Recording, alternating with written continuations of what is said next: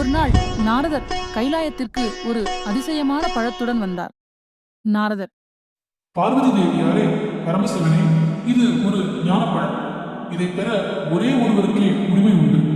முருகன் ஆசையாக, அது என்ன பழம் நாரதர்? அதனால் என்ன கிடைக்கும்? விநாயகர் அழுத்தமாக, இது வெறும் பழமல்ல, ஞானத்தின் அர்த்தம் கொண்டது. இந்த ஞானப்பழத்திற்காக உங்கள் இருவருக்கும் ஒரு சோதனை. உலகத்தை 3 முறை சுற்றி வர வேண்டும். அப்படியா? நான் உடனே செல்கிறேன்.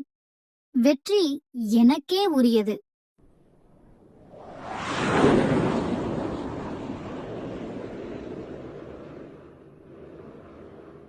எனது தாயின் தந்தையுமே எனது உலகம்.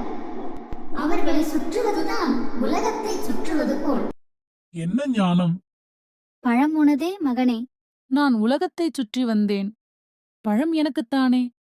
அவன் பெற்றோரை உலகமாக கருதினான். அதுவே உண்மையான ஞானம். நான் யாருக்கும் தேவையில்லை போலிருக்கிறதே. நீதி என்ன? உண்மை என்ன?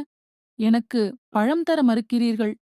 இன்றும் பழனியில் தனது விருப்பமின்றி பிரிந்து தியானத்தில் அமர்ந்துள்ளார் முருகன். அவர் ஒரு தெய்வம் மட்டுமல்ல, தன்னம்பிக்கையின் உருவமே.